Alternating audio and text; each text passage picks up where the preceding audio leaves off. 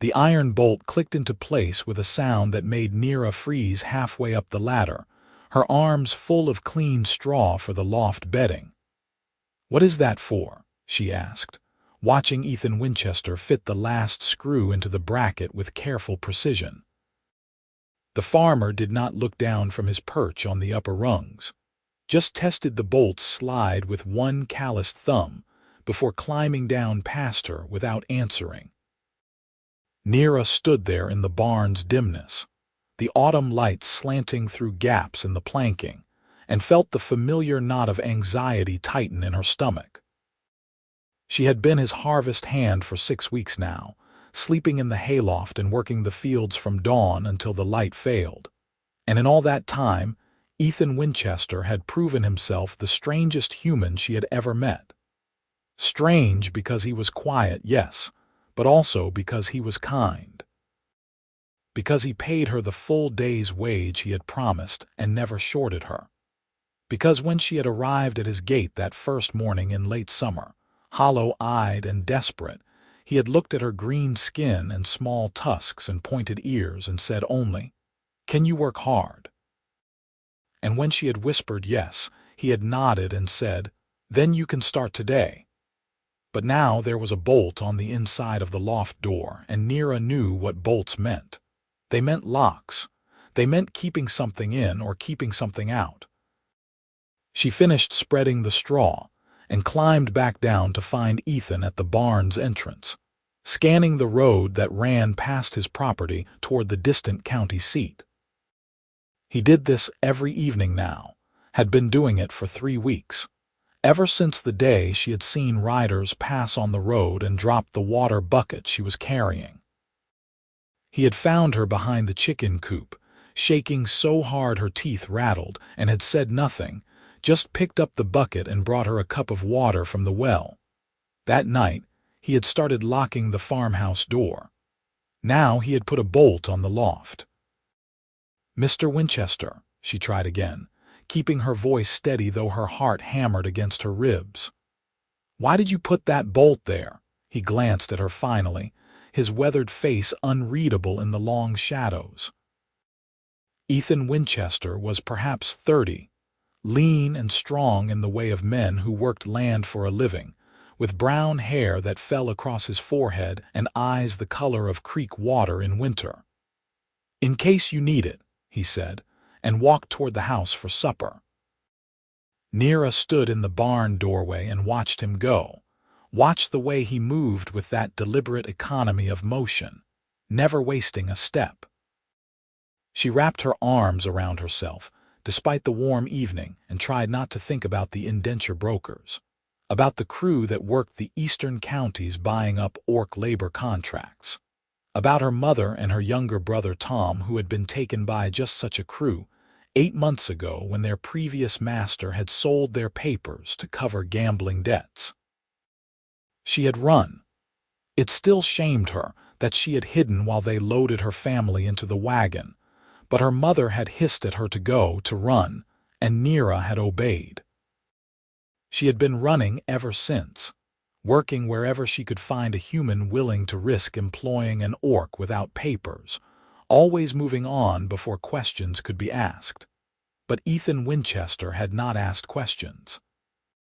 He had given her work and a place to sleep and 3 meals a day, and now he was putting bolts on doors without explanation. And Nira did not know what that meant. She went to the well and washed her face and hands, scrubbing the field dust from under her nails, then walked to the kitchen door. Ethan had left it open for her as always. Inside, the small farmhouse was neat and spare, the way a house looked when only one person lived in it, and that person spent most of his time outside. There was a table, 2 chairs, a narrow bed built into an alcove near the stone hearth, shelves with a few dishes and cooking pots, bundles of dried herbs hanging from the rafters. Ethan was dishing stew into bowls, the pot hanging on its hook over the fire. He set both bowls on the table and sat down without ceremony. Nira took the other chair and picked up her spoon, though her appetite had fled. They ate in silence, as they usually did. Ethan Winchester was not a man who filled silence with talk, and Nira had learned not to chatter. But tonight the quiet felt different, weighted with the question of the bolt and the watching road. "The harvest is nearly done," Ethan said finally, sopping up the last of his stew with a piece of bread. "Another week, perhaps." "Yes," Nira said. "Another week, and then what?" Would he pay her out and send her on her way? Would she have to run again, find another place, always looking over her shoulder? She had been sleeping poorly, startling awake at every sound, imagining hoofbeats in the night. Ethan looked at her across the table, his expression thoughtful. "You have been afraid," he said. It was not a question. Nira's hand tightened on her spoon. "I am sorry. I have tried not to let it affect my work." "It has not." He paused. "But you drop things when you hear riders on the road, and you watch the tree line when you think I am not looking, and you barely sleep." Heat rose in Nira's cheeks, a darker green flush across her skin. She had thought she had been more careful. "I will do better." That was not a criticism. Ethan stood and collected the bowls, setting them in the wash basin. "Whatever you are running from, it will not find you here, not if I can help it." The words were so unexpected, so baldly kind, that Nira felt her throat close. She stood quickly, her chair scraping on the floor. "Thank you for the meal, Mr. Winchester. Good night." She fled before he could say anything else, out into the cool evening air and across the yard to the barn. The loft ladder felt like safety, the nest of clean straw and the blanket Ethan had given her the first night. She lay down in the darkness and listened to the sounds of the farm settling for the night. The chickens in their coop, the cow lowing softly, the wind in the apple trees behind the house. The bolt gleamed in the faint moonlight that filtered through the loft's high window. Nira stared at it for a long time before she finally reached out and slid it home, the sound of metal against metal oddly comforting. Then she lay back down and closed her eyes and tried to sleep. But sleep would not come. Every sound made her tense, every creak of wood or rustle of leaves. She lay there for hours, watching the moonlight travel across the loft floor, and thought about indenture brokers and her mother's face and the feel of Tom's hand in hers before she had let go and run. Somewhere past midnight, she gave up. Her heart was racing and her hands were shaking, and the loft felt suddenly too small, too far from the house, too isolated. She needed to know someone else was nearby. She needed not to be alone. Nira rose and pulled her blanket around her shoulders, then climbed down the ladder on silent feet. The farmyard was silver and black under the half-moon, every shadow sharp-edged. The farmhouse window showed no light. Ethan would be asleep in his alcove bed by now. She crossed the yard anyway, her bare feet cold on the packed earth, and stood at the kitchen door for a long moment before she could make herself knock. It was so soft she thought he might not hear, but within seconds there was the sound of movement inside, and then the door opened. Ethan Winchester stood there in his shirt and trousers, his hair disheveled from the pillow, a candle in one hand. He looked at her without surprise, as though he had been expecting this. "May I sleep in your room tonight?" Nira whispered. The words came out smaller than she had intended, frightened and young. Ethan did not hesitate. He stepped back to let her in, closed the door behind her, and walked to his bed. He stripped the blanket from it in one smooth motion, handed it to Nira, and pointed to the alcove. "Take the bed," he said. "No, I could not take the bed." His voice was firm but not unkind. He was already spreading his blanket on the kitchen floor near the hearth, arranging it with the same careful precision he brought to everything. When he lay down on it, he folded his hands on his chest and closed his eyes as if the matter was settled. Nira stood there clutching both blankets, her heart doing something complicated in her chest. No one had ever given her their bed before. No human had ever looked at her with such casual acceptance, as if her presence in his home at midnight was the most natural thing in the world. "Mr. Winchester," she began. "Sleep, Nira," he said without opening his eyes. "You are safe here." She wanted to believe him. She wanted it so badly it hurt. Instead, she walked to the alcove bed and lay down, still wrapped in her own blanket, and pulled his blanket over herself as well. It smelled like him, like soap and wood smoke and the clean scent of growing things. From her position in the alcove, she could see the kitchen floor where Ethan lay, his breathing already evening out into sleep. Nira lay awake and watched him and wondered what kind of man he was. This farmer who asked no questions and gave away his bed and put bolts on loft doors just in case she needed them. She was still wondering when she finally fell asleep. The next morning, Nira woke to the smell of porridge and the sound of the fire crackling in the hearth. For a moment she was disoriented, her eyes opening to unfamiliar walls, and then she remembered. The bed, the kitchen floor, Ethan Winchester sleeping near the hearth to make her feel safe. She sat up quickly and found him already dressed, stirring the pot over the fire. He glanced at her and nodded a greeting but said nothing about the night before. Nira climbed out of the bed, folded both blankets neatly, and set them on the alcove's shelf. "Thank you," she said quietly. Ethan ladled porridge into bowls. "You slept?" Yes, it was true. Once sleep had come, it had been deep and dreamless, the first real rest she'd had in weeks. Good. He handed her a bowl and they ate standing by the fire, the morning routine already reasserting itself. When they were done, Ethan said, "The north field needs finishing today. I will bring water at midday." Nira nodded and went out to begin work, the autumn sun climbing into a clear sky. The rhythm of the harvest was soothing. The repetitive motion of cutting and binding, the satisfaction of seeing the field slowly cleared. Her muscles ached in the good way of hard work, and the fear that had kept her frozen the night before seemed more distant in the daylight. But as the day wore on, as the sun climbed toward noon and then began its descent, Nira found her eyes drifting toward the road, watching, waiting. Ethan brought water as promised, and they sat in the shade of the hedgerow to drink and rest. He looked at her for a long moment, his creek water eyes thoughtful. "If you want to sleep in the house again tonight, you can," he said. Nira's fingers tightened on the water cup. "I cannot take your bed again. Then we will find another arrangement." He stood and offered his hand to help her up, the first time he had ever done so. Nira looked at his calloused palm, at the quiet certainty in his face, and took it. His grip was firm and warm, and he pulled her to her feet with easy strength.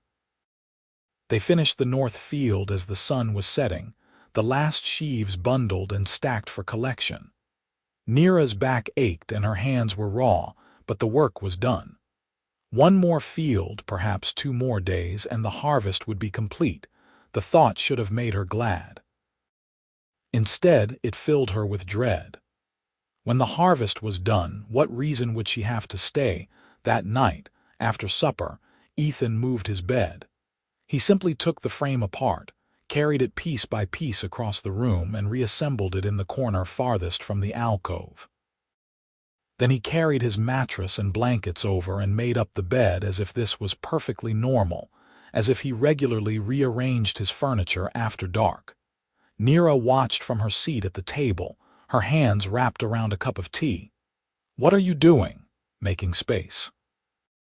Ethan finished tucking in the last corner of his blanket and turned to look at her. "The alcove is yours for as long as you need it. I am your harvest hand. I should sleep in the barn. The barn has a loft. The loft has a bolt. The house has a door that locks and a farmer who sleeps lightly." He said it matter-of-factly, as if this explained everything. "Choose whichever you prefer." Nira stared at him, this strange, quiet man who kept rearranging his life to make room for her without ever asking for explanation. "Why are you doing this?" "Because you are afraid," Ethan said simply. "And I have space."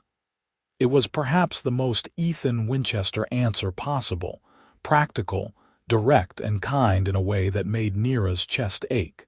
She set down her teacup carefully, afraid her shaking hands would drop it. "I ran away from indenture brokers," she said, the words spilling out before she could stop them. "They took my mother and my brother 8 months ago. My papers were sold to cover debts, and I ran instead of going with them. They are still looking for me. If they find me, they will take me, and I will spend the rest of my life working in some factory or mine, and I will never see my family again." The silence after her confession was absolute. Ethan looked at her steadily, his expression unchanging, and Nira braced herself for the anger or the fear or the dismissal. For him to say that he could not harbor a runaway, that she had to leave, that she had brought danger to his door. Instead, he nodded once and said, "Then they will not find you." Nira felt something crack open inside her chest, something that had been locked tight for 8 months. "You do not understand. They have legal papers. If they find me here, you could be fined or worse. They could say you are interfering with a contract. Let them try." Ethan walked to the hearth and added another log to the fire. "I know something about indenture law. My father fought in the border wars, came back with nothing. Plenty of veterans ended up in the labor contracts. He died working a timber camp when I was 12. He straightened and looked at her again. "The system is corrupt. It takes people who have no power and grinds them down. I will not help it do that." Nira could not speak. She could only sit there, this small orc woman in a human's house, and try not to cry. Ethan cleared his throat and looked away as if embarrassed by his own vehemence. "The alcove is yours," he said again, more softly. "Sleep well, Nira." He went to his newly positioned bed in the corner and lay down with his back to her, giving her privacy. Nira sat at the table for a long time, looking at the fire and at the man sleeping across the room and at the door with its sturdy lock. Then she rose and went to the alcove and climbed into the bed that was becoming hers, and she slept. The days fell into a new pattern after that. Nira slept in the alcove, Ethan in his corner bed. They worked the fields together, finished the harvest, and began the work of preparation for winter. Ethan taught her how to preserve the late vegetables, how to smoke meat, how to check the barn roof for weak spots that might let in snow. They spoke more now, small conversations about the work and the weather and the farm, but always Nira watched the road, and always Ethan watched with her. 3 days after she had moved into the house, Nira woke before dawn to the sound of hoofbeats on the road. She was out of bed in an instant, her heart hammering, and found Ethan already at the window, peering out through a gap in the shutters. "4 riders," he murmured, moving slowly. Looking at the farms, Nira could not breathe. She pressed herself against the wall beside the window, every muscle locked tight. Ethan glanced at her, his face calm, then back at the road. "They are stopping," he said. The hoofbeats had ceased. In the pre-dawn silence, Nira could hear men's voices, low and indistinct, and then louder, closer, coming up the path to the house. Ethan moved to the door and stood before it, his posture easy but his hand resting on the iron poker from the hearth. "Nira," he said quietly, "go to the alcove. Pull the curtain. Do not come out unless I call for you." She wanted to argue. She wanted to run. Instead, she forced herself to walk to the alcove on trembling legs and pull the curtain across the opening. Through the crack she could see Ethan standing at the door, waiting. The knock came hard and authoritative, metal against wood. Open in the name of the county labor office. Ethan waited 3 more knocks before he opened the door. can I help you? I am looking for a runaway orc woman, indentured labor, approximately 18 years of age. The voice was male, educated, cold. She was last seen in this district. I have a warrant to search properties for stolen labor. I have no stolen labor here, Ethan said evenly. You have an orc working your harvest. I saw her in your fields 4 days ago when I passed on the road. There was a pause. Nira bit down on her fist to keep from making a sound. I have a harvest hand, Ethan said. She has been with me since late summer. Her papers are in order. I will need to see those papers, and I will need to speak with the orc. My hand is sleeping. It is barely dawn. Come back at a decent hour, and I will have her papers ready for inspection. I have the authority to search this property right now. The voice had gone harder, threatening. And I have the right to require you to show your warrant and your credentials before I allow you into my home, Ethan said, his tone still calm but with a new edge to it. Which you have not done.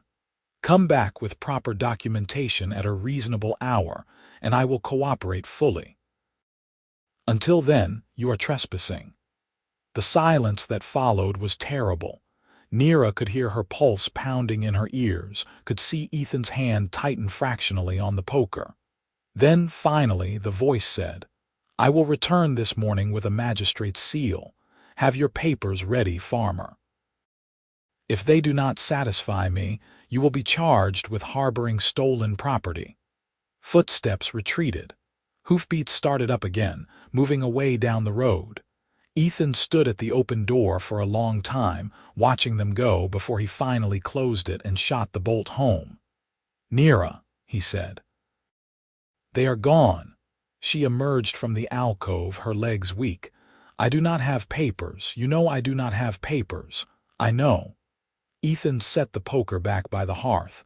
We need to get you some. You cannot forge indenture papers. They have seals, stamps, registrations. I am not going to forge anything. He was pacing now, his mind clearly working. You need legitimate papers, which means you need a legitimate contract, which means we need to draw up a labor agreement and register it before that man comes back. Nira stared at him. I cannot pay for registration. I have no money except what you have given me, and it is not nearly enough. I will pay for it. Ethan stopped pacing and looked at her directly. I will draw up a contract for 1 year of labor at fair wages. We will ride to the county seat today and register it properly. And when that man comes back, you will have papers that say you are legally employed by me. The contract will supersede any previous claim. That is not how it works.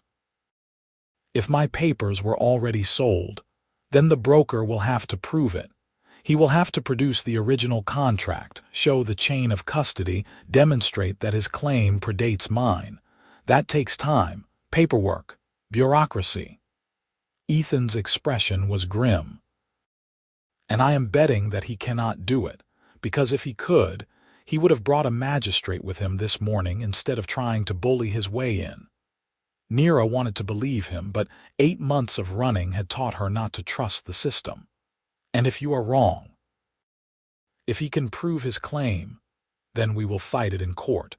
But we cannot fight anything if you have no papers at all. Right now you are vulnerable. We need to change that. The plan was half mad and completely illegal if the broker's claim was legitimate, but it was also the only option Nira had. She nodded slowly. How long will it take to ride to the county seat? 4 hours there. 4 hours back if we leave now. We can be back before nightfall. Ethan was already moving, pulling on his coat, finding his saddlebag. Get your things. Anything you do not want left here. We will lock the house and barn and go. They prepared in a flurry of motion, Nira gathering her few possessions while Ethan saddled his horse, a sturdy bay mare named Clover. Nira had never ridden before, but there was no time for walking, so Ethan pulled her up behind him, and she wrapped her arms around his waist and held on as Clover broke into a trot. The road to the county seat wound through farmland and forest, climbing into low hills as the sun rose. Nira had never been this far from the farm before, had barely left the immediate area since she had arrived. The wider world felt dangerous and exposed, every traveler they passed a potential threat. But Ethan rode with confidence, and gradually Nira's panic subsided into a kind of numb determination. They reached the county seat by mid-morning, a market town built around a central square with a courthouse and registry office. Ethan tied Clover at the public stable and led Nira through the busy streets to a small office with a faded sign that read County Labor Registry. Inside, a clerk sat behind a desk piled high with papers and ledgers. He looked up as they entered, his expression souring slightly when he saw Nira's green skin. "We need to register a labor contract," Ethan said before the clerk could speak. "Type of contract: agricultural labor, 1-year term, renewable." The clerk pulled out a form and dipped his pen in ink. "Employer name: Ethan Winchester, property holder, North County." "Employee name." Ethan glanced at Nira. She swallowed hard. "Nira Ashwood, species: orc." The clerk's pen scratched across the paper. "Terms of employment." Ethan listed the wages, the hours, the conditions.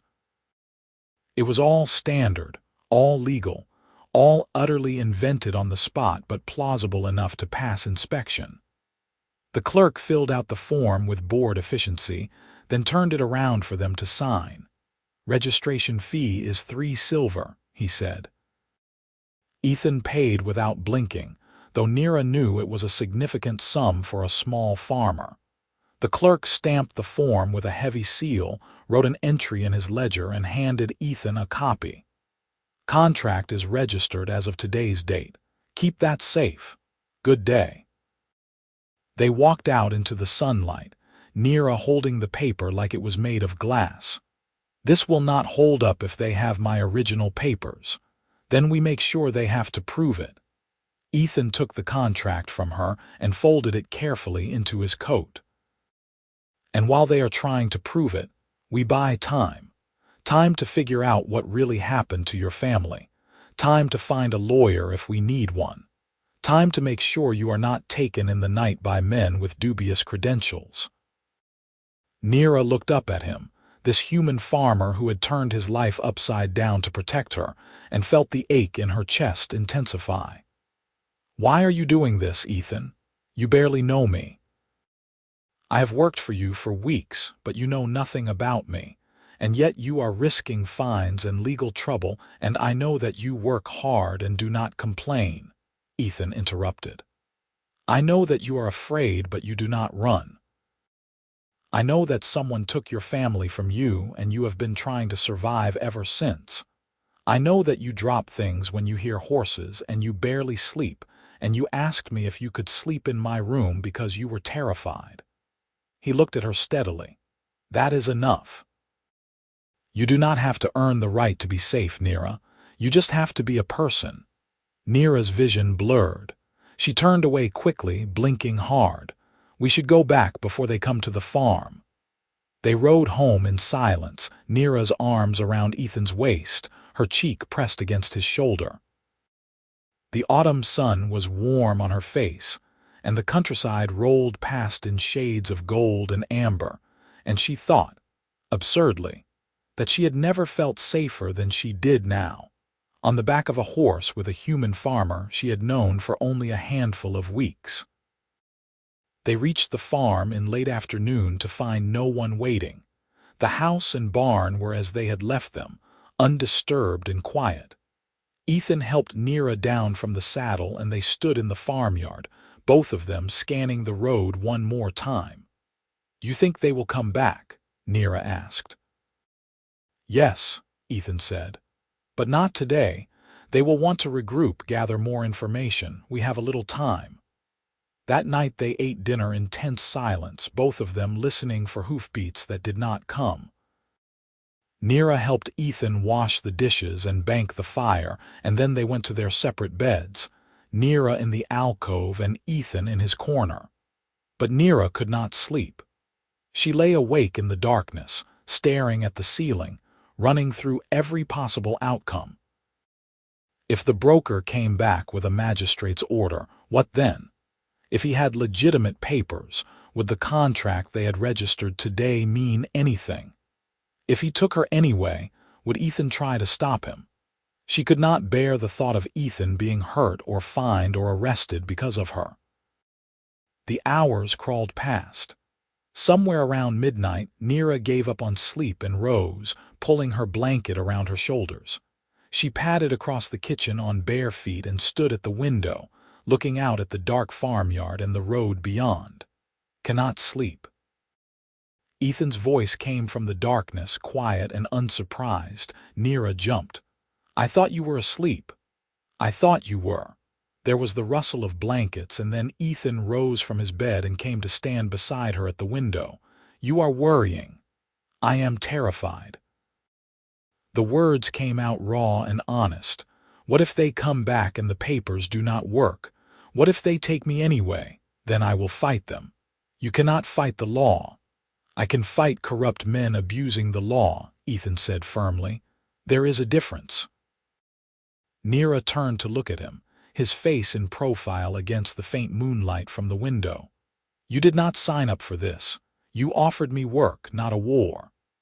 "I offered you work, and you have worked harder than any hand I have ever hired. The rest is just doing what is right." He glanced at her, his expression softening. "You are not alone in this anymore, Nira. Stop acting like you are." The gentleness in his voice was almost her undoing. Nira felt the tears she had been holding back for months finally spill over, and she turned away quickly, mortified. But Ethan simply reached out and took her hand, his grip warm and steady, and said nothing at all while she cried. They stood like that for a long time, hand in hand in the darkness, and when Nira finally had no more tears left, Ethan said, "Go back to bed. I will keep watch for a while." "You need to sleep too." "I will sleep when I am tired. Go on." Nira went reluctantly and lay down in the alcove. But this time, with Ethan standing guard at the window, sleep came more easily. She drifted off with the memory of his hand in hers, the quiet strength of his presence, and for the first time in 8 months, she felt something that was almost like hope. The broker returned 2 days later, and this time he brought company. Nira was in the vegetable garden pulling the last of the carrots when she heard the horses. She froze, her hands full of muddy roots, and looked toward the road. 3 riders this time, coming up the path at a deliberate pace. The man in front wore a long coat and carried a leather satchel. The broker. Ethan was in the barn checking the winter stores. Nira dropped the carrots and ran, her heart in her throat. She found him examining a barrel of apples and gasped, "They are here." Ethan straightened immediately, his face going hard. "Stay behind me. Let me talk." They walked out into the farmyard together just as the riders reached the house. The broker dismounted with the air of a man who owned the world, his 2 companions staying on their horses. He was perhaps 40, well dressed in the way of town merchants, with sharp eyes and a cold smile. "Mr. Winchester," he said, as if they were old friends, "and there is the orc. Good. This should be quick."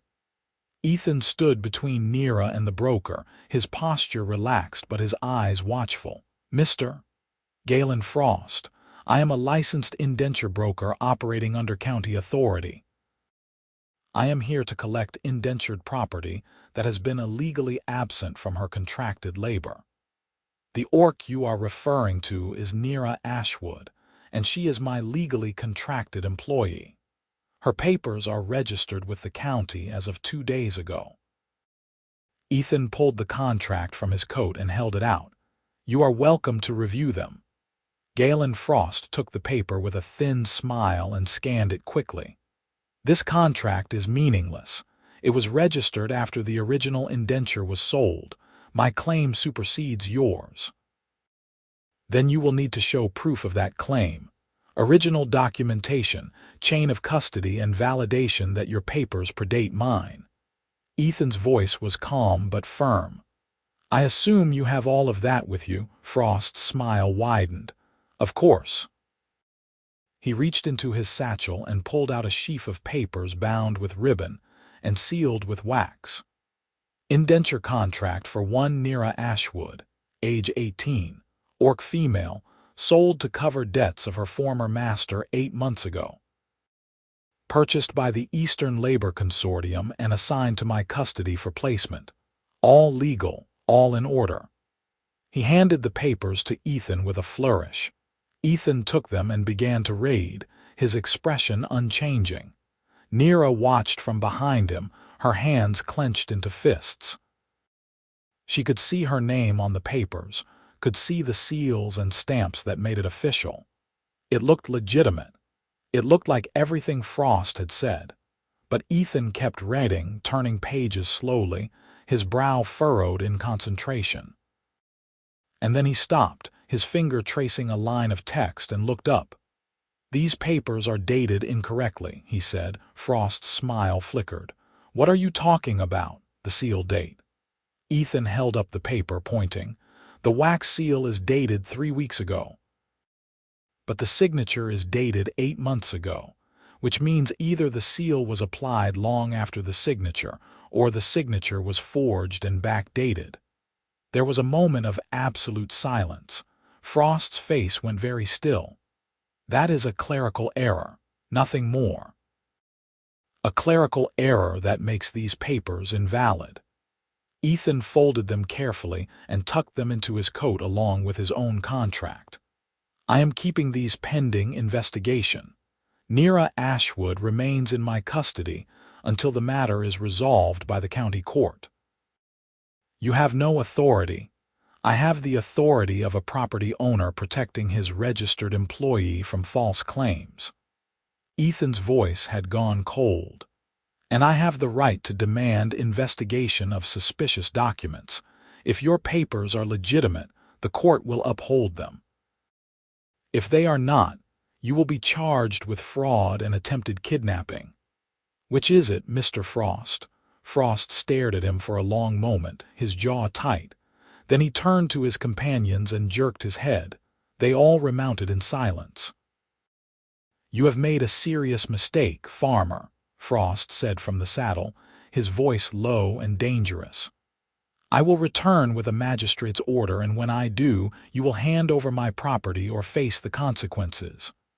I look forward to it, Ethan said. Good day, Mr. Frost.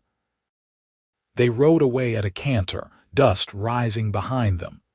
Ethan stood watching until they were out of sight, then let out a long breath. Nira grabbed his arm. What just happened? She demanded. What did you see in those papers? The seal was wrong. Ethan pulled out the sheaf of papers and showed her. Look, the wax seal here is dated 3 weeks ago, see? But the signature and the original indenture date are from 8 months ago. That means either the document sat unsealed for months, which makes no sense, or the seal was applied to documents that were created or altered recently. Either way, it raises questions about their legitimacy. Nira stared at the papers, her hands shaking. But what if it really is just an error? What if the court accepts them anyway? Then we keep fighting. But I do not think it is an error, Nira. I think Frost is running a scheme, buying up old debts and creating false indenture papers to collect orc labor. It would explain why he was so angry when I challenged him. It would explain why he tried to intimidate his way in rather than going through proper channels. Ethan looked at her, his expression serious. We need to take this to the court ourselves before he can. We need to file a formal challenge and demand investigation. That will cost money. Lawyers, court fees, I have some savings. Enough. He said it firmly, as if the matter was settled. We go back to the county seat tomorrow and file. We do this properly by the law, and we make sure Frost cannot take you. Nira felt the weight of the risk he was taking settle on her shoulders. If you are wrong about this, you will have spent everything for nothing, and if you are right, you will make an enemy of a man with power and connections. Then I will make an enemy. Ethan's jaw was set. I have not had much use for powerful men anyway. They rode to the county seat at dawn the next morning, the suspect papers and their registered contract both safely tucked in Ethan's coat. This time they went to the courthouse, a stone building that dominated the town square, and asked for the clerk of the court. The clerk was a thin man with wire spectacles and ink-stained fingers. He listened to Ethan's explanation with growing interest, examining the papers with care. When Ethan pointed out the seal discrepancy, the clerk's eyebrows rose. "This is irregular," he said slowly. "Very irregular. You are requesting a formal investigation into the validity of these indenture documents." "Yes," Ethan said. "And I am requesting that Nira Ashwood remain in my legal custody pending resolution, as per our registered contract." The clerk made notes in a ledger, his pen scratching. "There will be fees for the investigation, court costs. An examiner will need to verify the seals and signatures, check the registry of original indentures. This could take weeks." "How much?" The clerk named a sum that made Nira's stomach drop. It was more than a season's harvest for a small farm. But Ethan simply nodded and pulled out a small leather purse, counting coins onto the desk. "Will that cover the initial filing?" "Yes." The clerk swept up the coins and made another note. "You will be notified when the examiner has completed his review. In the meantime, the subject remains in your custody. Do not leave the county." They walked out of the courthouse into the bright autumn morning. Nira felt numb with shock and something else, something that felt dangerously like gratitude. "Ethan, that money was savings from 3 years of good harvests," he said. "I was planning to use it to expand the barn. The barn can wait. You do not understand. I can never repay you." Ethan stopped walking and turned to face her, right there in the middle of the town square with people passing on all sides. "I am not asking you to repay me. I am asking you to stop apologizing for existing and needing help." His voice was gentle but firm. "You did not ask for any of this. You did not ask to be sold like property or to spend 8 months running. You just asked for work and I said yes, and the rest is my choice. You understand?" Nira could not speak past the lump in her throat. She nodded, blinking hard. "Good." Ethan started walking again. "Now let us get something to eat before we ride home. We have earned it." They ate lunch at a small inn near the edge of town, a quiet meal of bread and soup that Nira barely tasted. She was too aware of Ethan across the table, this man who had upended his life for her, who had spent his savings and taken on legal battles and made enemies of powerful men, all because she had been afraid and he had space. "What are you thinking?" Ethan asked, mopping up the last of his soup with his bread. "That I do not understand you at all," Nira said honestly. "You are the strangest human I have ever met. I will take that as a compliment." There was the ghost of a smile on his face, the first real smile she had seen in days. "It is." Nira hesitated, then said, "When I first came to your farm, I thought you were just kind. Then I thought you were strange. Now I think you are brave. Brave and kind and strange, and She stopped, the words catching. What was she trying to say? That she trusted him? That she cared about him? That somewhere in the weeks of working beside him and sleeping in his house and holding his hand in the dark, something had shifted in her heart. Ethan was looking at her with an expression she could not read, his eyes soft. "You do not have to explain," he said quietly. "I know." They rode home in comfortable silence, Clover's hooves steady on the road. The afternoon sun was warm and the trees were turning gold and red, and for a little while Nira let herself forget about brokers and indenture papers and courts. For a little while, she just let herself be. The weeks that followed were strange and suspended, as if they were all living in a held breath. Ethan and Nira worked the farm, preparing for winter in earnest now. They harvested the last of the apples, smoked ham and venison, stacked firewood against the coming cold. Other farmers came by to borrow tools or trade labor, and Ethan introduced Nira as his hired hand without elaboration. Some looked at her with suspicion, others with curiosity, but no one challenged her presence. Galen Frost did not return. But his absence felt more ominous than reassuring, as if he was biding his time, waiting for the court to rule in his favor. Nira fell into the rhythm of the farm more deeply than before. She learned how Ethan liked his tea in the morning, learned the names of the chickens and the temperament of the cow. She mended his spare shirt when she found it torn, and he oiled her boots against the wet weather. They spoke more now, small conversations that filled the quiet.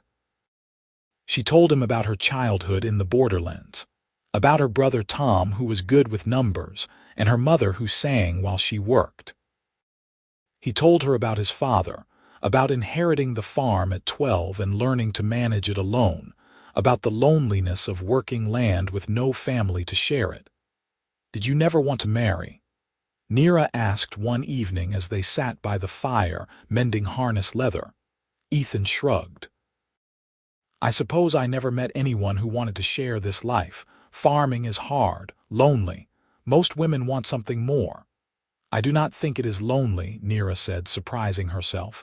"I think it is peaceful." He looked at her then, something warm in his expression. "Yes," he said, "it is." The first snow came in early November, light flurries that dusted the fields and melted by noon. Ethan took one look at the sky and declared it was time to bring in the last of the hay and secure the barn. They worked all day, hauling bales and checking the roof, and by evening they were both exhausted and dusted with snow. That night, as Nira climbed into the alcove bed, Ethan said from his corner, "Thank you for the help today. I could not have finished without you." "You hired me to help," Nira said. "I hired you for the harvest. That ended a month ago. You are still here." There was a question in his voice, tentative and careful. Nira lay in the darkness and thought about the contract that was registered for 1 year, about the court case that was still pending, about the fact that she could leave at any time but had not even considered it. "I am here because I want to be," she said finally. "If that is all right." The silence that followed was warm. "It is all right," Ethan said. "It is better than all right." Nira smiled in the darkness and closed her eyes. The summons from the court came 2 weeks later, delivered by a rider in county livery. Ethan read it standing in the farmyard, his face grave, then handed it to Nira. "Hearing set for 3 days hence," she read aloud. "Both parties to appear before the magistrate, evidence to be presented and ruling issued." She looked up. "This is it. This is it," Ethan agreed. He folded the summons carefully. "We should go the night before, stay at the inn. I do not want to risk being late." They spent the next 2 days preparing, making sure the farm could survive their absence. Ethan hired a neighbor's son to feed the animals and check the water. They packed spare clothes and what little money remained. Nira tried not to think about what would happen if they lost, if the court ruled that Frost's papers were legitimate despite the sealed discrepancy. Tried not to think about being taken away from this farm, from this life, from Ethan.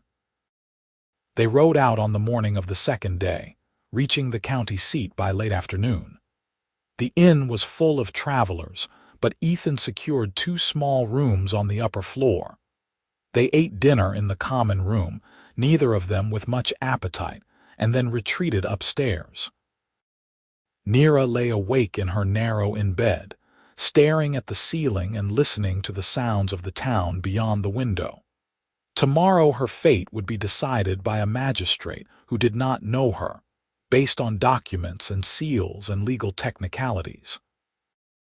It felt surreal and terrifying and utterly beyond her control. There was a soft knock on her door. Nira rose and opened it to find Ethan standing in the hallway, his hair disheveled and his expression worried. "I cannot sleep," he admitted, "and I thought you might not be sleeping either." "I am not." Nira stepped back to let him in. He sat on the edge of her bed, careful to keep distance between them, and rubbed his face with both hands. "I keep thinking about what happens if we lose tomorrow," he said quietly. "If the magistrate rules against us. Then I will go with Frost and you will go home to your farm and we will both go on with our lives." Nira tried to make her voice steady, but it came out tight and strained. "No." Ethan looked at her, his eyes fierce. "If we lose tomorrow, we appeal. We take it to the regional court. We keep fighting." "Ethan, you cannot spend the rest of your life fighting for me." "Why not?" He stood up, agitated now, pacing the small room. "What else am I supposed to do? Let them take you.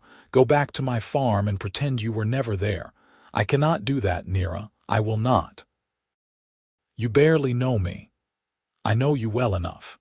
He stopped pacing and faced her directly. "I know that you work hard and you care about things and you are braver than you think. I know that the house feels empty when you are not in it. I know that I look forward to coming in from the fields because you will be there, making tea or mending something or just sitting by the fire. I know that He stopped, his jaw working. "You what?" Nira whispered. "I care about you," Ethan said, the words rough and honest. "More than I should, probably. More than is wise. But I do, and I cannot apologize for it, and I cannot let you go without a fight." Nira stood frozen, her heart hammering. No one had ever said such things to her. No one had ever looked at her the way Ethan was looking at her now, as if she was precious and worth fighting for. "I care about you too," she said, her voice breaking. "I have for weeks. I just did not know how to say it." Ethan closed the distance between them in 2 steps and took her hands, his grip warm and sure. "Then we face tomorrow together," he said. "Whatever happens."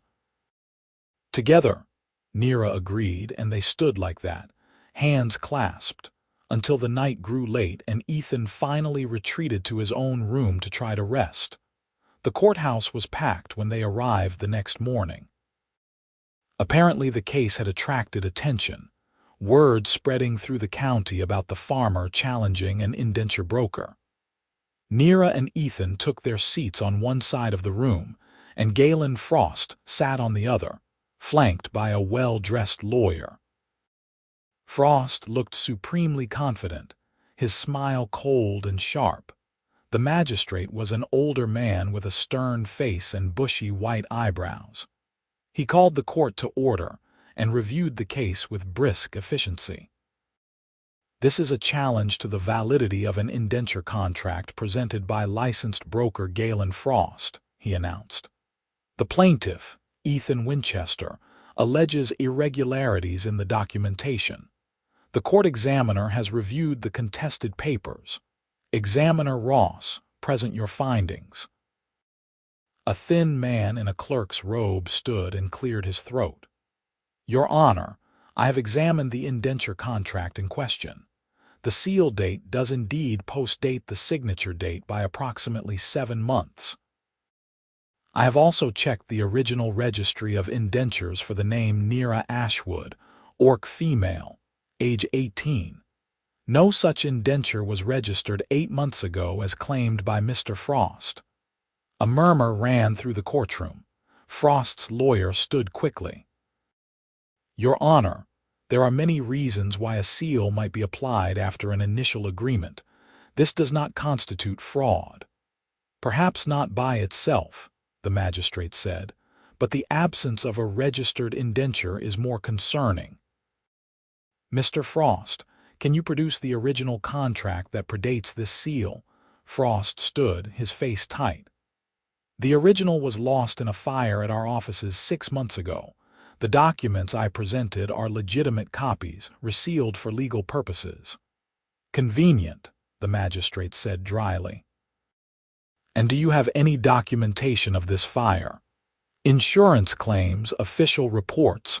Frost hesitated just for a moment, and in that moment Nira knew they had won. The magistrate saw it too. His expression hardened.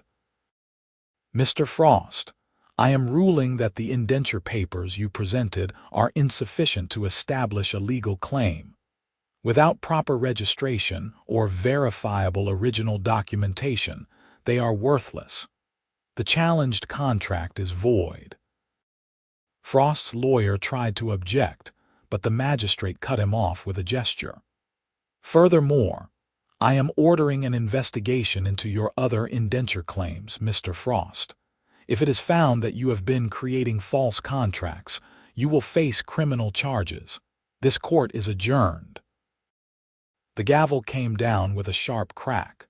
The courtroom erupted in noise, people talking and moving, but Nira heard none of it. She sat frozen in her seat, unable to believe what had just happened. They had won. The contract was void. She was free. Ethan's hand closed over hers, warm and steady. It is over, he said quietly. You are safe. Nira turned to look at him, this man who had fought for her, who had risked everything, who had just changed her entire life. Thank you, she whispered, but the words were inadequate for what she felt. Ethan smiled, a real smile that lit up his whole face. Come on, let us go home. They left the courthouse and walked through the town in a daze. But before they reached the stable where Clover was waiting, Ethan stopped at a small office with a sign that read County Records. What are we doing here? Nira asked. One more thing, Ethan said. I want to check the labor registries. If Frost was running a scheme with false papers, there might be records of where he placed other orc workers, including your family. Hope flared bright and painful in Nira's chest. They went inside and approached the clerk, a different woman this time, older and more patient. Ethan explained what they were looking for, and the woman pulled out thick ledgers and began to search.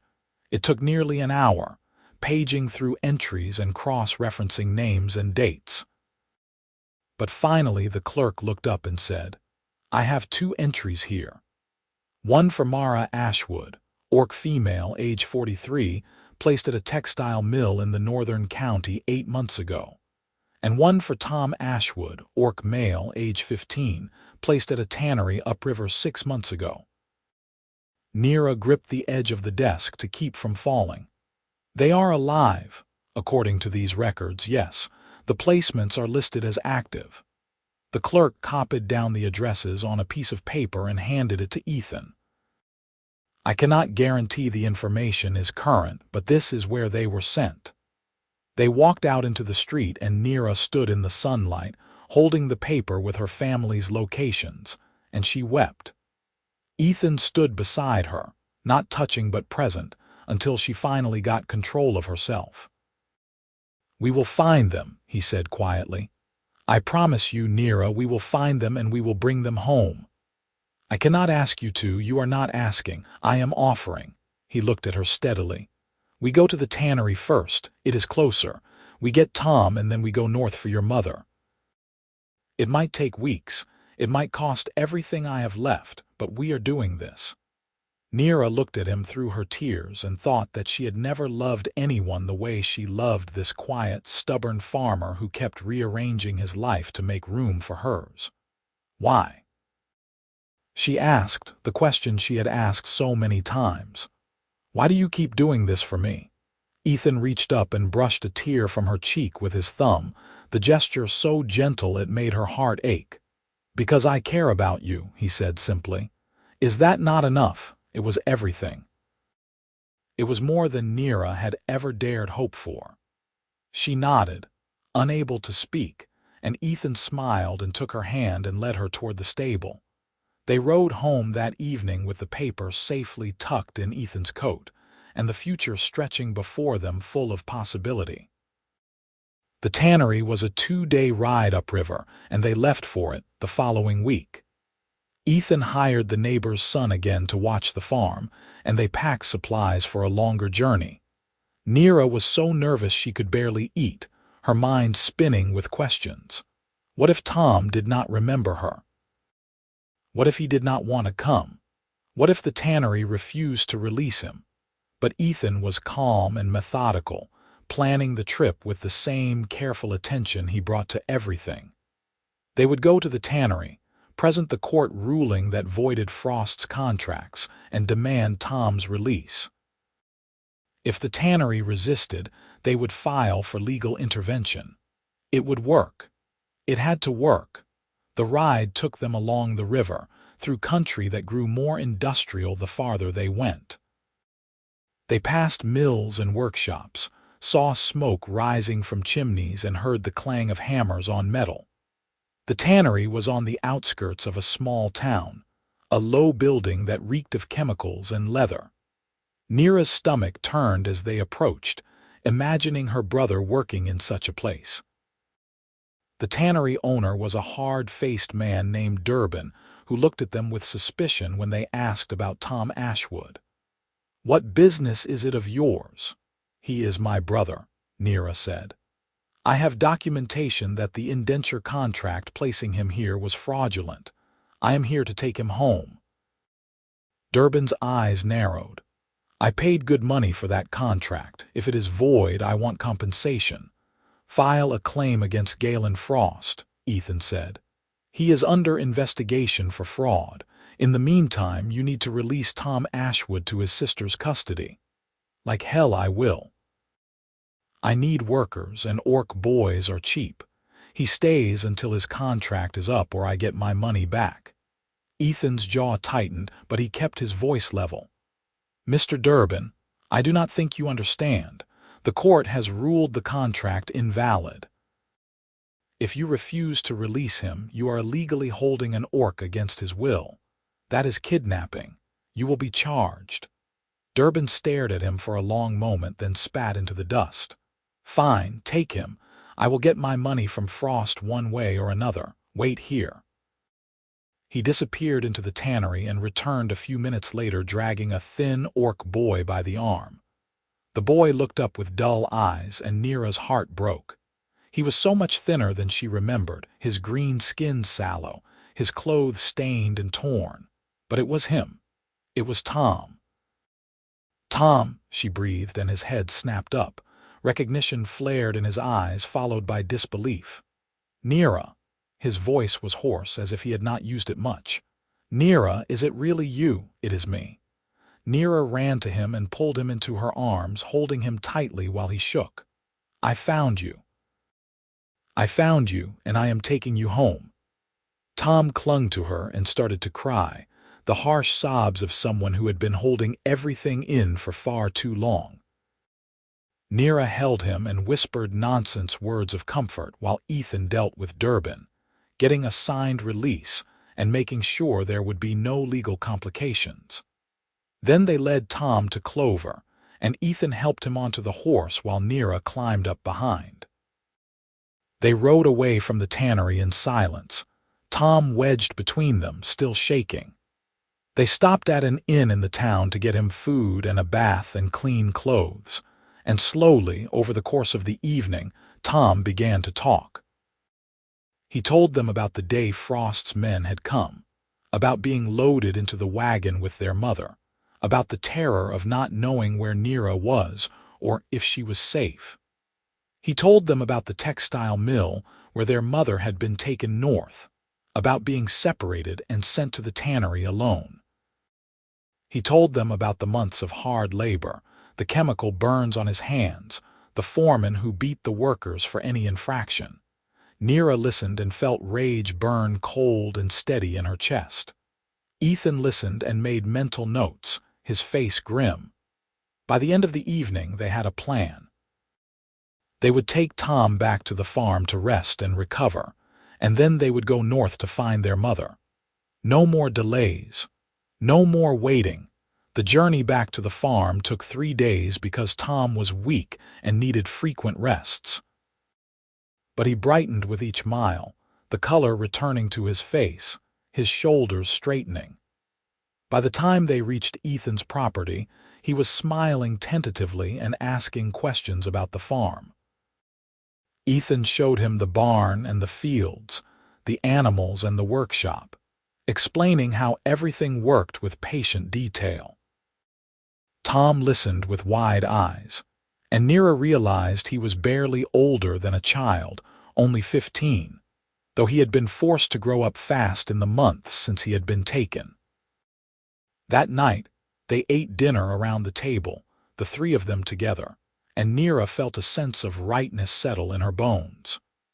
Ethan had given Tom his bed in the corner, and he had moved his blanket back to the floor near the hearth without complaint. Tom fell asleep almost immediately, exhausted from the journey, and Nira and Ethan sat by the fire and talked in low voices. "He is so young," Nira said, watching her brother sleep, "and they worked him like an animal." "He will heal," Ethan said. "It will take time, but he will heal." "You both will." Nira looked at him across the firelight, this man who had taken in not just her but her brother, who had appended his life again and again to help her family. "I do not know how to thank you for this, Ethan. You do not need to thank me." He was quiet for a moment, his gaze on the fire. "I told you before, you do not have to earn the right to be safe, neither does your brother, you just have to be people, and you are." Nira felt the tears threaten again and blinked them back. "When this is over, when we have found my mother and everything is settled, I want to pay you back. I want to work for real wages and help cover the costs of what you have spent on us." Ethan looked at her then, something complicated in his expression. "Is that really what you want? To work for wages and pay me back like this is a business transaction?" "What else would I do? You could stay," he said quietly. "Not as my employee, just as yourself. You and Tom and your mother if she wants. There is room here, we could make it work." Nira's heart did something complicated in her chest. "Why would you want that?" "Because I like having you here." Ethan's voice was low and earnest. "Because the house feels right when you are in it. Because I have spent the last few weeks imagining what it would be like if you left, and I hate it." He paused, then said, "I am not asking you to decide now. I am just asking you to think about it." Nira could not speak. She just nodded, and Ethan smiled slightly and stood to bank the fire for the night. They went to their separate sleeping places, Nira in the alcove and Ethan on his blanket near the hearth, and Nira lay awake for a long time thinking about what he had said, stay. Not as an employee, but as herself, as family, as something more. The thought terrified and thrilled her in equal measure. They spent the next week at the farm, letting Tom recover. He gained weight quickly on regular meals, and the hollowness left his eyes. Ethan put him to work on light chores, teaching him how to care for the animals and mend tools, and Tom took to it with surprising enthusiasm. He had a quick mind and a gentle way with the chickens that made Nira smile. But always in the back of their minds was the knowledge that they still had to go north to find their mother.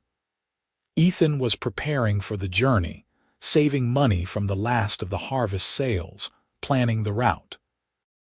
It would be a long trip, perhaps 2 weeks each way, and they would have to leave in the next few weeks before the winter made travel impossible. One evening, as they sat around the fire after supper, Tom said abruptly, "I want to come with you, to find Mother." Nira looked at him in surprise. "Tom, you just got back. You need to rest." "I have rested for a week. I am strong enough." His jaw was set in that stubborn way she remembered from their childhood. "She is my mother too. I want to help bring her home." Ethan considered this, his expression thoughtful. "It will be a hard journey. Cold and long. We will be sleeping rough most nights. I do not care." Tom looked between them. "Please, let me come." Nira wanted to protect him, to keep him safe at the farm while she and Ethan made the dangerous trip north. But she also understood the need to be part of the rescue, to not be left behind again. She looked at Ethan and he nodded slightly. "All right," she said. "You can come. But you do what we say when we say it. Agreed, agreed. Tom's face split into a grin, the first real smile she had seen from him. They left for the northern county a week later, all three of them on horseback now. Ethan had bought a second horse, an older gelding named Ash, and Tom rode him with growing confidence. They traveled north along the main road, through territory that grew colder and more remote. The trees here were pine and fir, the ground rocky and steep.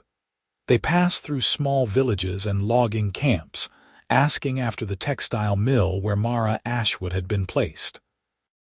It took them 10 days to reach the mill, a sprawling complex of buildings on the bank of a wide river. The place was loud with the clatter of looms and the shouts of overseers, and Nira felt her anxiety spike as they approached. Somewhere in there was her mother, if she was still alive, if she was still here. They left the horses at a public stable and walked to the mill's main office. The clerk there was more cooperative than Durbin had been, perhaps because Ethan led with the court ruling and the threat of legal action. He checked his ledgers and nodded. Mara Ashwood, yes, she is here. Works the looms on the second shift. They will be starting in an hour if you want to wait. They waited in the cold courtyard, watching workers come and go. When the second shift began filing in, Nira scanned the crowd desperately, looking for a familiar face. And then she saw her. Older, thinner, her hair gone mostly gray but unmistakably her mother. Mara Ashwood walked with the shuffling gait of the exhausted, her eyes on the ground. "Mother," Nira called, her voice breaking. Mara stopped. Her head came up slowly as if she did not dare believe. And then she saw them, Nira and Tom standing there in the courtyard, and her face crumpled. "My children," she whispered, and they ran to her. The reunion was tearful and chaotic, all three of them talking at once, holding each other and crying. Ethan stood back and let them have the moment, his expression soft. When they had finally calmed enough to explain, Mara listened with growing disbelief. "You found me," she kept saying. "You found us. I thought I would never see you again." "We are taking you home," Nira said fiercely. "Right now, today." Getting Mara released was easier than it had been with Tom, perhaps because the mill's owner did not want the trouble of a legal fight. He accepted the court ruling and signed the release papers, and within the hour they were walking out of the mill with Mara between them. They bought her food and new clothes in the village, and that night they stayed at an inn and told her everything that had happened. Mara listened and wept and kept reaching out to touch them, as if to make sure they were real. When Nira introduced Ethan and explained all he had done, Mara took his hands and said, "Thank you. Thank you for bringing my family back to me." Ethan looked embarrassed and mumbled something about it being the right thing to do. But Mara just smiled and squeezed his hands and said, "You are a good man, Ethan Winchester. My daughter is lucky to have found you." Nira felt her face heat, but she did not contradict her mother. Because it was true. She was lucky. Impossibly, incredibly lucky. The journey back to the farm took 2 weeks because Mara needed time to recover her strength. But she rallied quickly on regular food and rest. And by the time they reached Ethan's property, she was smiling and asking questions about the farm and their plans. Ethan showed her around with the same patient care he had shown Tom, explaining how things worked and where everyone would sleep. The house was crowded now with 4 people, but Ethan had already started making plans to build an additional room in the spring. For now, Mara took the alcove bed, Nira and Tom shared the loft in the barn with extra blankets, and Ethan kept his spot by the hearth. That first night, with her family all together again, Nira lay in the loft beside her sleeping brother and felt a peace she had not known in 8 months. They were safe. They were together. And they were home, if this place could be called home. Below in the house, A lamp burned in the window, and Nira knew Ethan was still awake, probably checking the fire or planning the next day's work. She thought about going down to talk to him, to thank him again, to say something about the future. But the words were too big and too complicated, so she just lay there and watched the stars through the loft window and let herself be happy. Winter settled over the farm in earnest after that, snow falling in heavy blankets that muffled the world. The four of them fell into a routine, working together to manage the animals and the house. Mara took over much of the cooking, and the meals improved dramatically. Tom threw himself into learning farm work with enthusiasm, following Ethan everywhere and asking endless questions. And Nira found herself settling into a role that felt less like hired hand and more like partner, making decisions about the farm and helping plan for spring. Ethan started building the new room in late winter, during the brief thaws when the ground was workable. He enlisted Tom's help, and together they framed out the walls and set the foundation. Mara sewed curtains for the windows, and Nira helped with the heavy lifting, holding beams while Ethan hammered. It was hard work, but it felt good, building something together. One evening, as they sat around the fire after supper, Mara said carefully, "Ethan, you have been more than generous to us, but we need to talk about the future. About how we will contribute here, or if we should find our own place come spring." Ethan looked up from the harness he was mending, his expression serious. "I thought I had made it clear that you are welcome to stay as long as you want." "You have made it clear and we are grateful," Mara said, "but we cannot live on your charity forever. We need to find a way to support ourselves." "Then work the farm with me," Ethan said. "Not as employees, but as partners. We share the labor and the harvest. When we sell crops, we split the proceeds. We build this place together, all of us." There was a long silence. Tom looked hopeful, Nira felt her heart race, and Mara studied Ethan with shrewd eyes.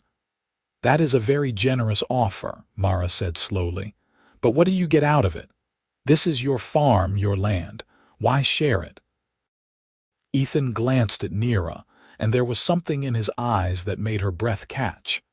"Because I am tired of working alone," he said quietly. "Because a farm should have family on it, people who care about it and each other. Because I want you here, all of you."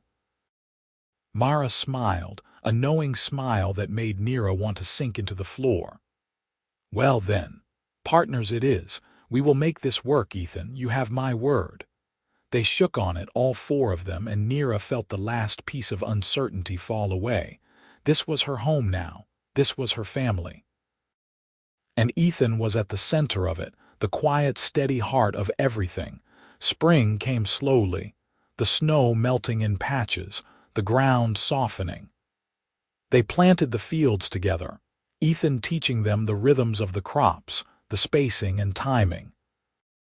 Mara started a kitchen garden near the house, and Tom built a better chicken coop with Ethan's guidance. Neighbors came by to help raise the walls of the new room, and there was laughter and food, and the sense of community that Nira had not felt since she was a child.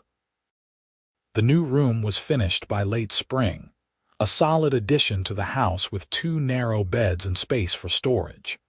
Mara and Tom moved in gratefully, giving Nira back the alcove. But the night they moved, Ethan stopped Nira in the kitchen and said, "Can we talk?" They walked out to the barn in the twilight, the air warm and full of the sound of spring peepers. Ethan leaned against the fence and looked out at the fields, his expression uncertain. "I have been thinking," he said slowly, "about the future, about us." Nira's heart started to pound. "What about us?" "I care about you, Nira. I have for months. And I know this is complicated with your family here and the farm and everything that happened. But I need to know if you feel the same way. If there is a chance." He stopped, struggling for words. Nira stepped closer, close enough to take his hand. "I feel the same way," she said quietly. I have for a long time. I just did not know if you wanted that or if you were just being kind." "I am not that kind." Ethan's hand tightened on hers. "I want you in my life, Nira. Not just as a partner on the farm, but as more, as everything." "I want that too." The words came out breathless and hopeful, and Ethan turned to face her fully, his creek water eyes searching hers. "Then would you consider marrying me? Not now, not until you are ready, but someday. Would you consider it?" Nira felt tears prick her eyes, happy tears this time. "Yes," she said. "Yes, I would consider it. I would say yes." Ethan smiled, that rare full smile that lit up his whole face, and he pulled her into his arms.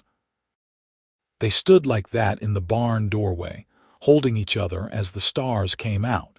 And Nira thought that she had never been happier in her entire life.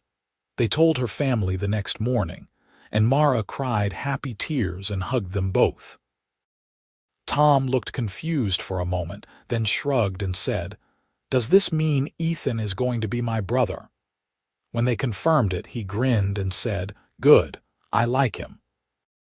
They were married at the end of summer, a simple ceremony in the farmyard with a traveling priest and a few neighbors as witnesses. Nira wore a dress that Mara had made, pale blue fabric that brought out the green of her skin, and Ethan wore his best shirt and looked nervous and happy. They spoke their vows standing under the apple trees, promising to care for each other and work together and build a life side by side. When the priest pronounced them married, Ethan kissed her gently, and the small crowd cheered. They celebrated with a feast that lasted into the evening, food and music and dancing. Nira danced with Ethan, and then with Tom, and then with her mother, and she felt so full of joy she thought she might burst.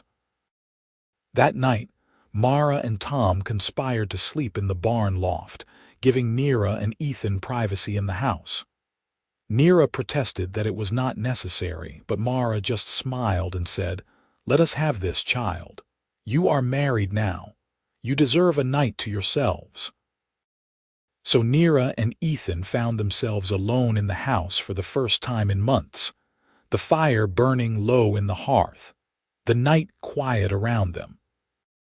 They sat together in the alcove bed, holding hands and talking in low voices about the future, about plans for expanding the farm, about hopes and dreams.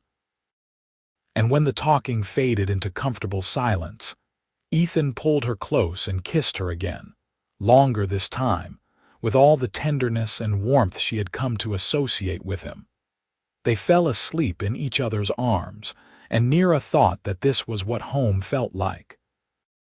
Not a place, but a person. Not safety, but love. The seasons turned.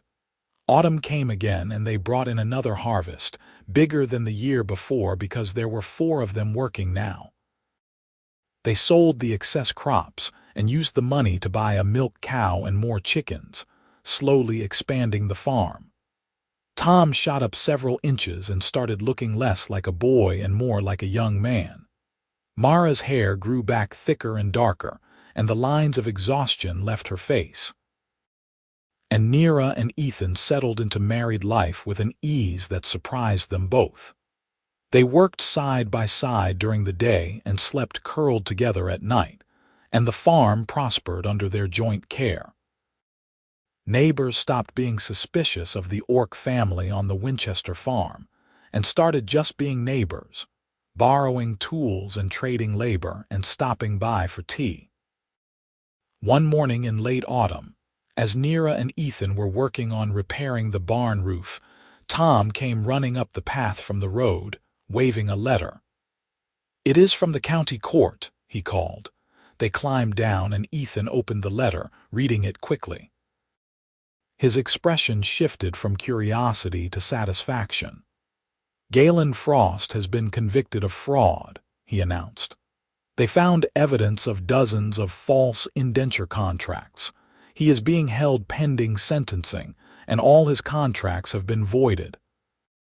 Anyone who was placed by him is being offered compensation." Nira felt a wave of relief so intense it made her dizzy. It was truly over. Frost was gone, his scheme broken, and no one would come looking for her or her family again.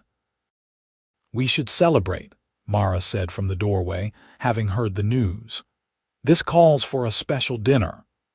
They celebrated that night with roast chicken and apple pie, toasting their freedom and their future.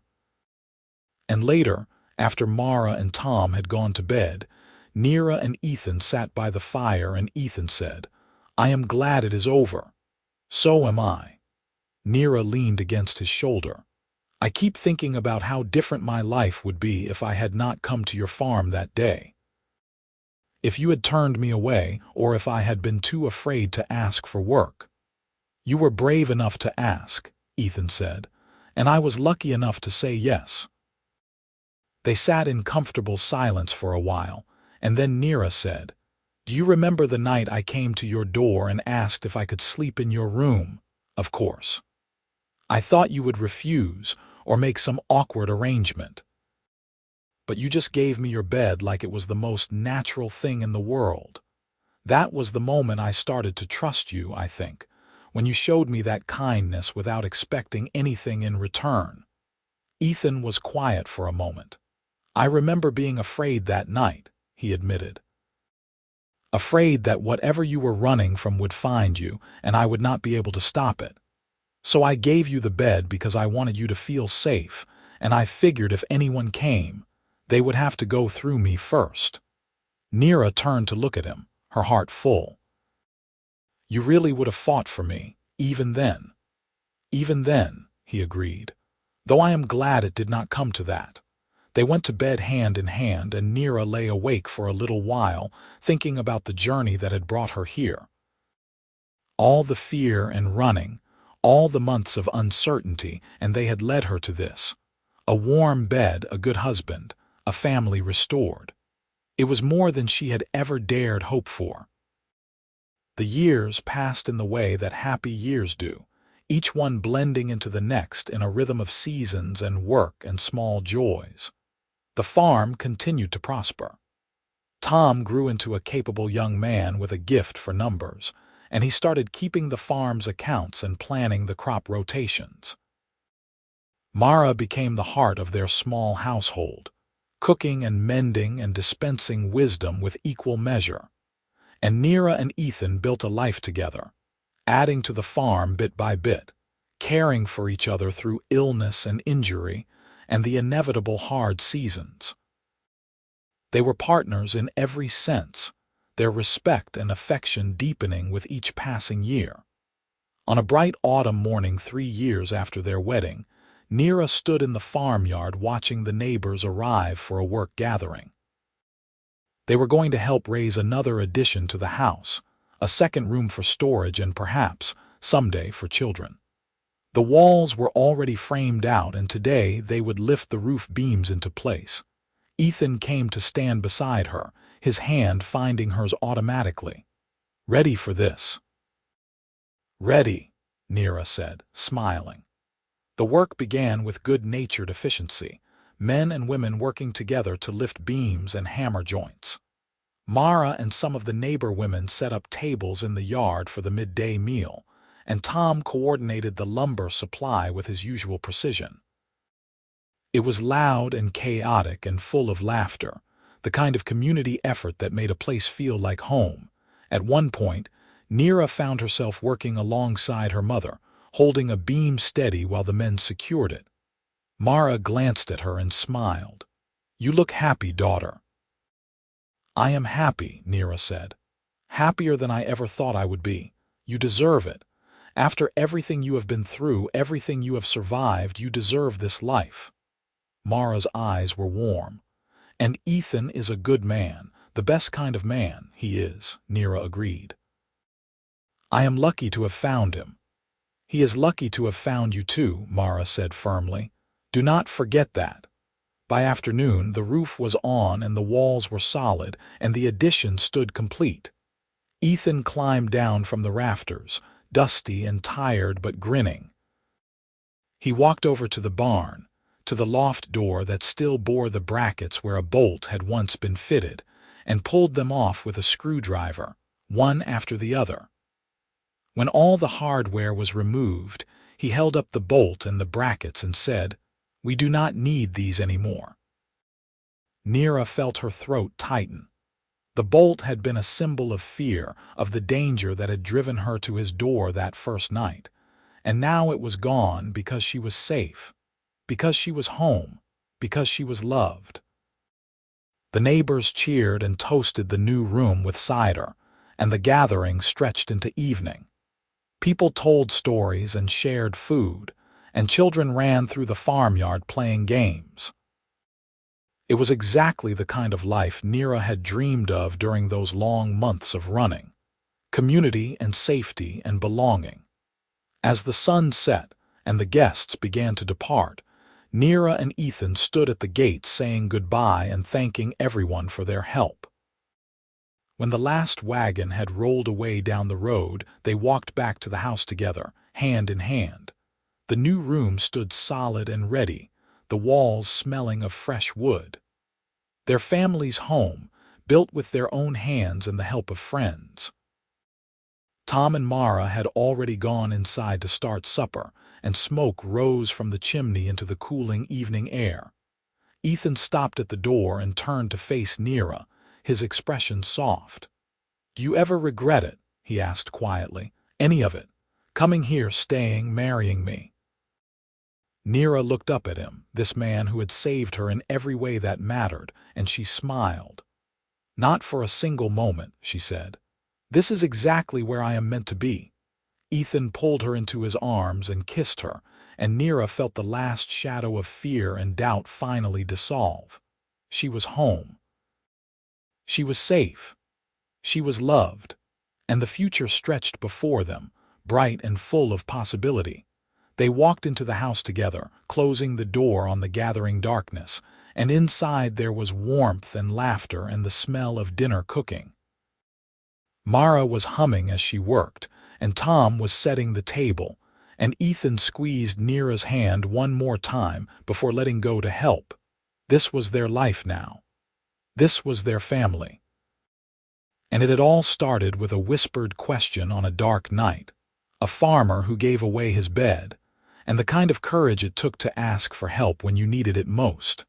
Nira looked around at her home, at the people she loved, and she felt a contentment so deep, it was almost overwhelming. The road had been long and frightening, full of loss and pain and uncertainty. But it had brought her here, to this moment, to this life. And she would not change a single step of the journey, because every hardship had led her to exactly where she belonged. The bolt was gone from the loft door. The papers were voided. Her family was together and safe. And every morning she woke up beside the man she loved in a house they had built together, on a farm that was theirs in every way that mattered. It was more than enough. It was everything. And so they lived and worked and loved, and built a future that was bright and full of hope. The seasons turned, the years passed, and through it all they remained what they had always been. A family forged in adversity, held together by kindness, and strengthened by the simple truth that sometimes the bravest thing you can do is whisper a question in the dark and trust that someone will answer with grace. Years later, when Nira told the story to the children who played in their farmyard, the children of neighbors and friends, she always started the same way, with a bolt being fitted to a loft door, and a farmer who gave his bed to a frightened orc girl who needed nothing more than to know she was not alone. And she always ended it the same way too, with love and safety, and the knowledge that home was not a place you were born to, but a place you built with the people who mattered most. That was the story. That was their story. And it was a good one, full of all the things that mattered: courage and kindness, struggle and triumph, and the quiet, steady love that could heal even the deepest wounds. It was a story worth telling, worth living, worth remembering. And every time Nira looked at Ethan across the dinner table, or caught his hand while they worked in the fields, or woke up beside him in the morning light. She was grateful beyond words that she had been brave enough to whisper that question, and that he had been kind enough to answer with exactly what she needed.